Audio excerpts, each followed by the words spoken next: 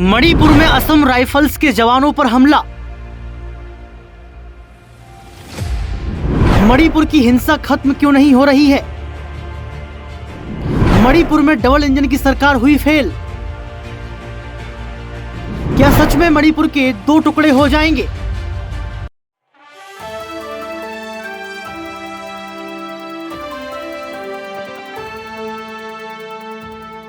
मणिपुर में लगातार हिंसा की खबरें सामने आती रहती हैं, लेकिन सरकार चुप्पी नहीं तोड़ती है। ये कहा जा रहा है कि डबल इंजन की सरकार क्या फेल हो गई है। ये कहा जा रहा है क्या डबल इंजन की सरकार को सांप सूंघ गया है, क्योंकि लगातार देखें तो कुकी और मैतेई समुदाय की भी जो लड़ाइयां हैं वो लगातार चलती रहती हैं। और राहुल गांधी पहले इस बात को कह चुके हैं कि सरकार सो गई है। सरकार को ये समझना पड़ेगा कि जो कुकी और मैतेई समुदाय है ये अलग अलग टुकड़ों में बढ़ सकते हैं और समय ऐसा भी आ सकता है जब अलग अलग राज्य भी बन जाए। यानी कि इतनी भिड़ंत है जैसे दो देश आपस में लड़ रहे हो, जैसे वार युद्ध चल रहा हो। लेकिन सवाल ये उठता है कि पहले महिलाओं को नग्न कर दिया जाता है, फिर लगातार हिंसा बढ़ती चली जाती है। इसके साथ साथ जो असम फाइल्स के जवान हैं उस पर आईईडी का ब्लास्ट फायरिंग देखने को मिलती है। यानी कि सवाल ये उठ रहे हैं कि ये लगातार मणिपुर के अंदर क्यों, और भाजपा सरकार के सामने ऐसा सब कुछ हो रहा है तो चुप्पी क्यों? क्योंकि आप महिलाओं की बात करते हैं, आप सुरक्षा की बात करते हैं,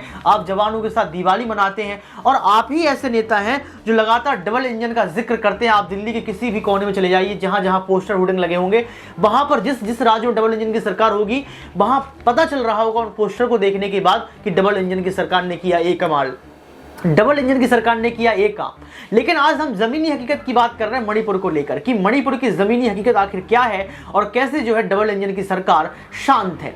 नमस्कार, आपके साथ मैं हूं ऋतिक सविता। स्वागत है आपका नेक्स्ट 9 न्यूज पॉलिटिकल बाइट के इस खास प्रोग्राम जमीनी हकीकत में। निर्माणों के पावन युग में हम चरित्र निर्माण ना भूलें। यानी कि आप देख सकते हैं कि जगह जगह आपको निर्माण मिल रहे हैं। सरकार जब बनती है तो कहा जाता है कि वो अपने स्तर पर देश का निर्माण करती है, अपने स्तर पर समाज का निर्माण करती है, अपने स्तर पर राज्य का निर्माण करती है, क्षेत्र विशेष का निर्माण करती है। लेकिन निर्माण के आधार पर आप चरित्र निर्माण ना भूलें। यानी कि आपको अपने चरित्र का निर्माण करना जरूरी है। ये हम कहते हैं कि निर्माणों के पावन युग में हम चरित्र निर्माण ना भूलें, स्वार्थ साधना की आधि में वसुधा का कल्याण ना भूलें।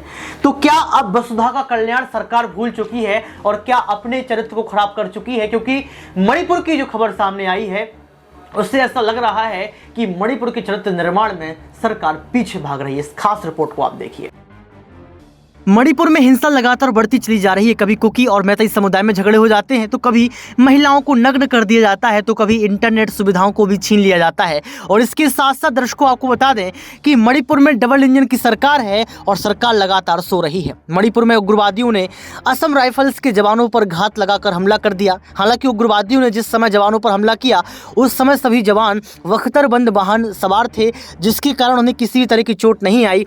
एक अधिकारी ने बताया कि उग्रवादियों ने यह हमला मणिपुर के टेंगनोपाल जिले में बख्तरबंद वाहन के नीचे कम तीव्रता वाले आईईडी विस्फोट से किया। इसके बाद लगातार इस सवाल उठ रहा है कि हमले लगातार क्यों बढ़ रहे हैं, मणिपुर में हिंसा क्यों बढ़ रही है। और आपको बता दें कि इसके बाद लगातार केंद्र की सरकार को घेरा जा रहा है और ये पूछा जा रहा है कि आखिर क्यों मणिपुर का माहौल गंदा है, आखिर क्यों आप चुप्पी साधे हुए हैं, आखिर कब आप यहाँ पर चुप्पी तोड़ते हुए मणिपुर की जनता को इंसाफ दिलाएंगे। तो देखा आपने इस रिपोर्ट को देखने के बाद आपको पता लग गया होगा कि मणिपुर की जमीनी हकीकत क्या है। हमारे साथ सिराज मौजूद है। सिराज, आपका बहुत बहुत स्वागत है। सिराज, इस रिपोर्ट को आपने भी देखा, लगातार हिंसाएं बढ़ रही हैं, लगातार हमले हो रहे हैं, कुकी मैतेई समुदाय में झगड़े हो रहे हैं। कैसे देखते हैं आप? क्या सरकार अपना चरित्र निर्माण करना भूल गई है या फिर सरकार सिर्फ सत्ता की कुर्सी की लालच में जो है मर डूब रही है, लोकतंत्र के खून से अपने आप को सींच रही है?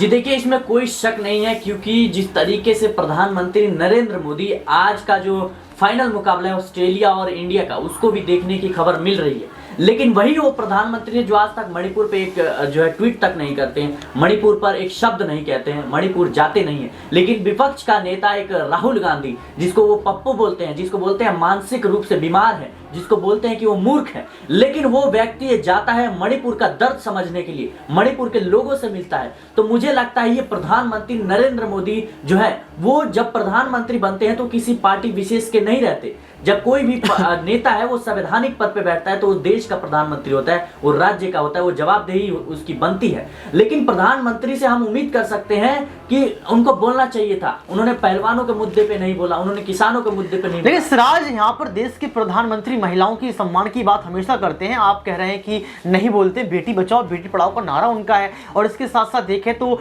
वो कहते हैं वसुधैव कुटुंबकम, पहले कहते थे हमारे देशवासी, अब कहते हैं हमारे परिवारजनों। परिवार के अंदर बेटियों के लिए नारा दिया, बेटियों के सम्मान की बात की। आपको लगता नहीं हर एक ट्रक पर रहता है, हर एक गाड़ी पर लिखा रहता है बेटी पढ़ेगी बेटी बचेगी?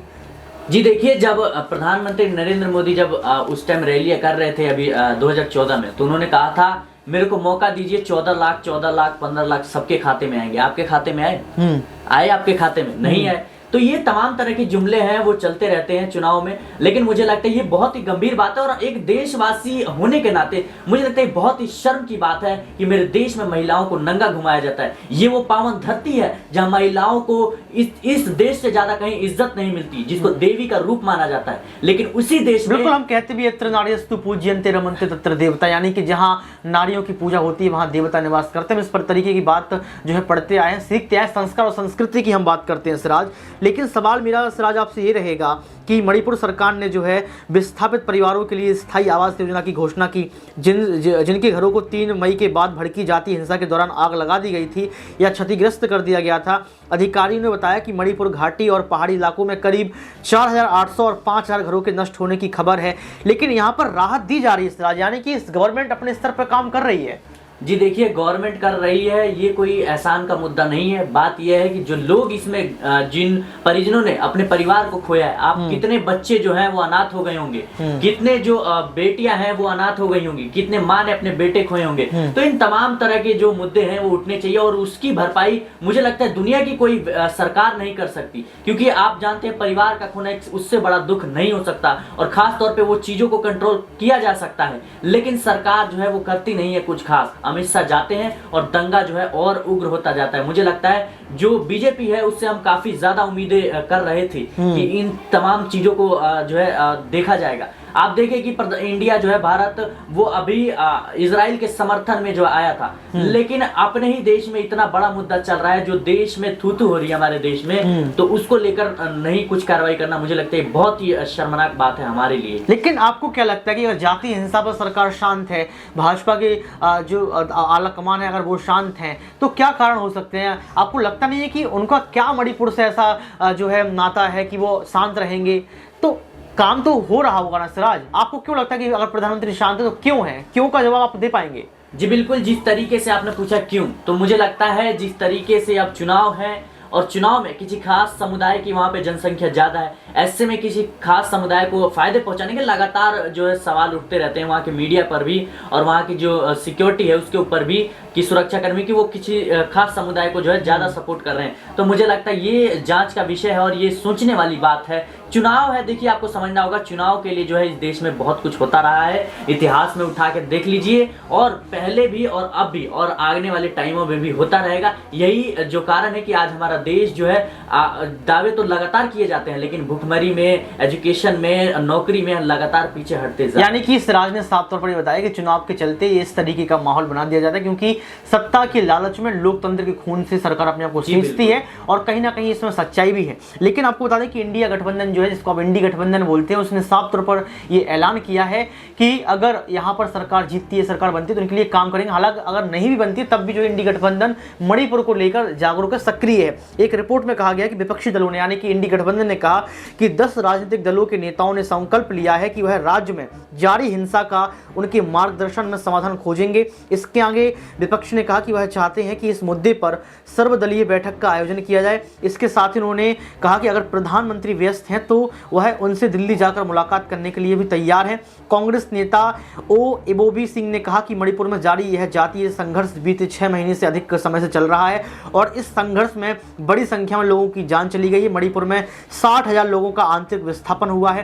कांग्रेस नेताओं ने दावा किया कि मणिपुर के स्थानीय लोग राहत कैंपों में अमानवीय स्थिति में रह रहे हैं और उनके लिए जो है कोई भी काम नहीं हो रहा है। यानी कि आप समझ सकते हैं कि यहाँ पर इंडी गठबंधन और कांग्रेस के नेताओं ने ये कह दिया है कि अगर प्रधानमंत्री व्यस्त हैं, अगर मुलाकात सर्वदलीय बैठक में नहीं आ सकते तो आप मुझे बता दीजिए, हम लोग दिल्ली पहुंच जाएंगे, दिल्ली में बैठक कर लेंगे। यानी कि विपक्ष यही चाहता है कि कैसे भी करके जो है ये जो हिंसा बढ़ रही है मणिपुर की वो शांत हो जाए और मणिपुर का जो माहौल है वो ठीक हो जाए। लेकिन अब देखना ये पड़ेगा कि क्या देश के प्रधानमंत्री नरेंद्र मोदी जो है मुलाकात करते हैं या फिर इस बड़ी मुद्दे को सुनने के बाद, बयान को सुनने के बाद, टिप्पणी को सुनने के बाद सामने आएंगे। आज के इस खास प्रोग्राम जमीनी हकीकत बस इतना ही। देखते रहिए नेक्स्ट 9 न्यूज पॉलिटिकल बाइट।